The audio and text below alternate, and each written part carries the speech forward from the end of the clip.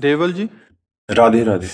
इनका इसी के साथ का एक क्वेश्चन है। महाराज जी, आपके चरणों में कोटि कोटि प्रणाम। महाराज जी, पढ़ाई क्यों आवश्यक है? क्योंकि अभी हमें यही सिखाया गया है कि अगर पढ़ाई करोगे तो उच्च पद प्राप्त होगा, अच्छा धन कमाओगे। क्या धन कमाना ही पढ़ाई करने का लक्ष्य? नहीं नहीं, बहुत सुंदर है पढ़ाई पढ़ना।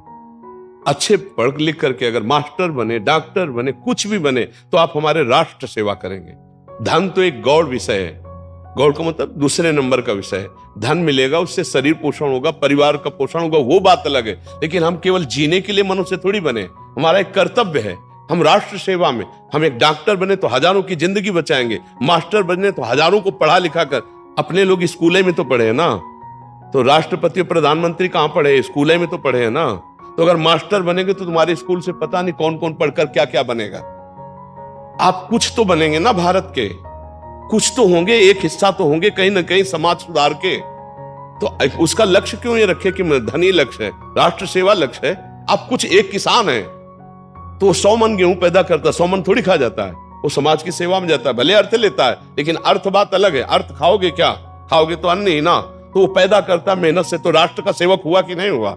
एक चंद रुपए मेहनत बलपूर करके अन्न पैदा किया, और बड़े बड़े सब देश विदेशों में अन्न जाता है, लोग खाते। हर व्यक्ति का राष्ट्र सेवा में योगदान है।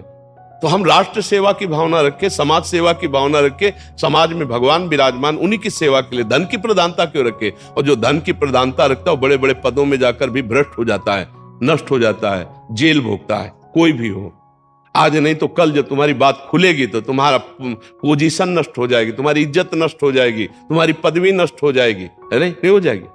तो आप ये समझो, धन की प्रधानता रखना हमें तो नहीं अच्छा लगता।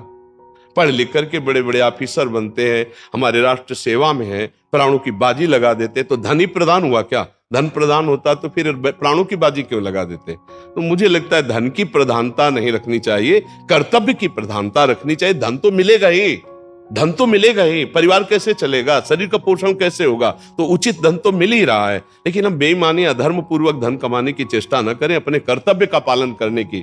कर्तव्य का जो पालन करता है तो ईश्वर उसके चरण चूमता है, और जो ईश्वर के लिए जाता है वो कर्तव्य को खो देता है। जो कर्तव्य को खो देता है वो समाज के लायक नहीं रहता, समाज के लायक, मुंह दिखाने लायक नहीं रहता। जो अपने कर्तव्य से चूक जाता है, नहीं, आप विचार करके देखो, आपको तो सब समाचार सुनने को मिलते हैं।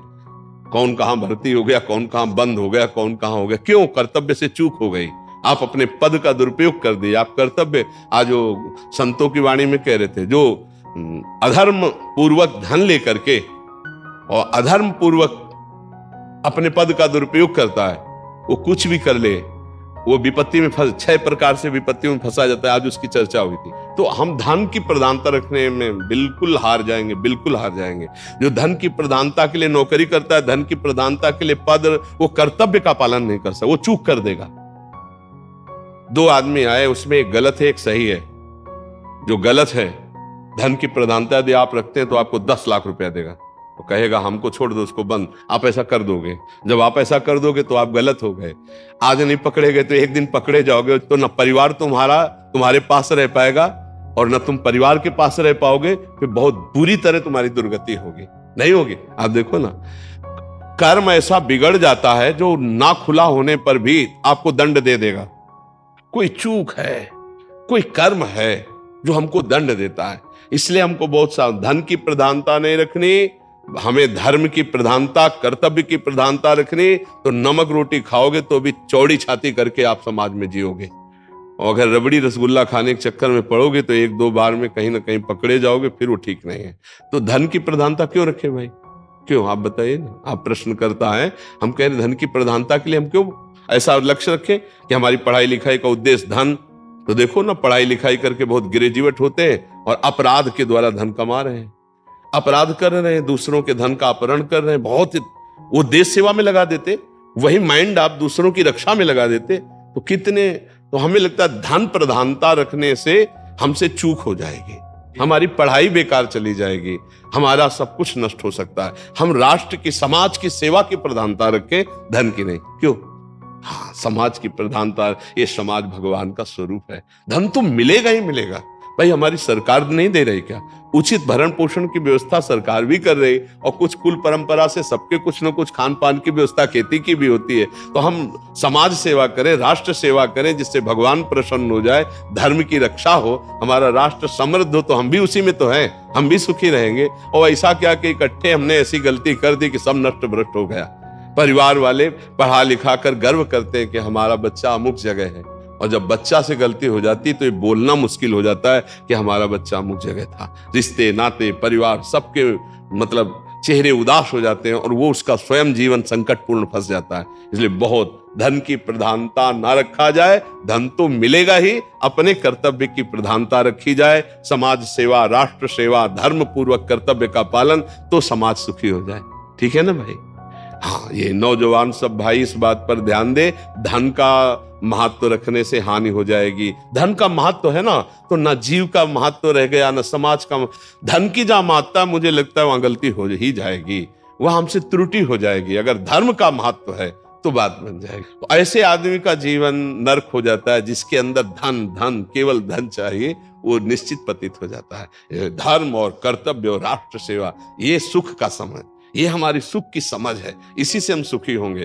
देखो, कोई भूखा हो, उसको रोटी पवा के देखो, एक दिन तुम भूखे रहो तो देखो कैसा लगता है। सच्ची बात, तुम अच्छे अच्छे पदार्थ पाकर उतना सुखी नहीं होगे। जिस दिन तुम किसी भूखे का पेट भर दोगे और तुम भूखे रहोगे, उस दिन तुम्हें जो आनंद मिलेगा वो अच्छे अच्छे पदार्थ पाने से नहीं मिलेगा। ये सब भगवान के स्वरूप है। जिसको जो कर्तव्य मिले, अपने कर्तव्य का पालन करो, भगवान प्रसन्न हो जाएंगे। तो सबसे बड़ा धन है संतोष धन। हृदय में चैन है, शांति है, संतोष है, आप सुखी हो। संतोष नहीं तो अरबों रुपया तो भी कुछ नहीं, कुछ नहीं है। रुपये का बहुत बुरी तरह नाश है, बहुत बुरी तरह नाश। अगर बुद्धि नहीं है, ठीक से दिमाग नहीं काम कर रहा है, तो रुपये के लिए अपना नाश, और रुपया आ भी गया तो बहुत बुरी तरह नाश। अगर हम ये ध्यान दें कि हमारे भारत में कितने ऐसे गरीब लोग हैं जिनको चैन से भोजन भी नहीं मिलता है।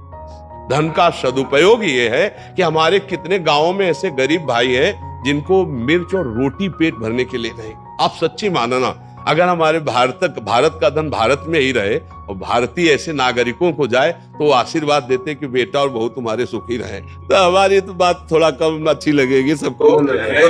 सही बात, सारे चल रहे हैं, जितने भी आपकी बातें हैं सब सुधर रहे हैं, जिंदगी बन रही है सब। हम यही चाहते हैं। हमारे माँ बापों को ही नहीं पता था कि हमारी जीवन कैसे बनेगा, लेकिन आपने जो हमारा जीवन सुधारा है ना, वो हमारा जीवन। नहीं, हम सब भारतवासियों की ऋणी है जो हमारी बात मान रहे हैं। हम धन्यवाद उनको देते हैं जो हमारी बात मान रहे।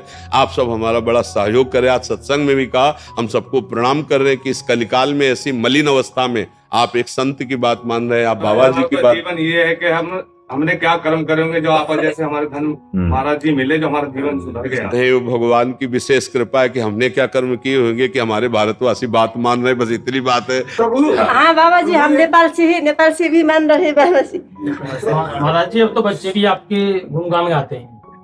बस हम श्री जी की, ठाकुर जी की, गुरु जी की कृपा है कि जितने दिन शरीर रहे हमारे भारत की सेवा में रहे। शरीर हमारा बस भारतवासियों की सेवा में, विश्व सेवा में है कि सबका मंगल हो, सबका। अच्छा देखो, अगर हम जरा भी स्वार्थ बुद्धि रख ले तो अभी प्रभाव खत्म हो जाएगा, ध्यान रखना। ये केवल आपके मंगल के लिए है, कोई स्वार्थ बुद्धि नहीं है। इसीलिए देखो, पशु भी अपना हित हित जानता है, मनुष्य तो जानता है ना।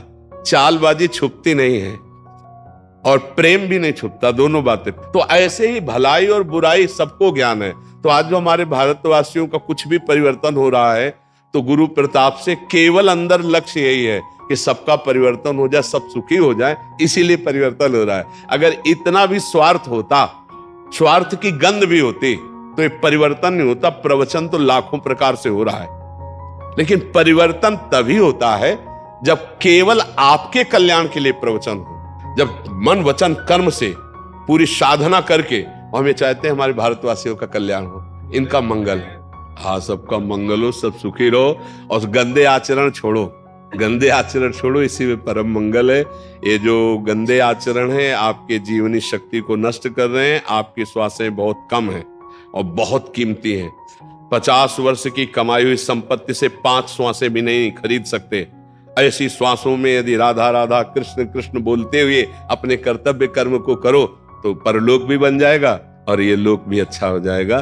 तो इसलिए नहीं, नशा मत करो, गंदी बातें मत करो, अच्छे मनुष्य जीवन अच्छाई के लिए मिला, दूसरों को सुख प्रदान करो और राधा राधा नाम जप करो, भगवान नाम जप करो, इसी में सबका मंगल है।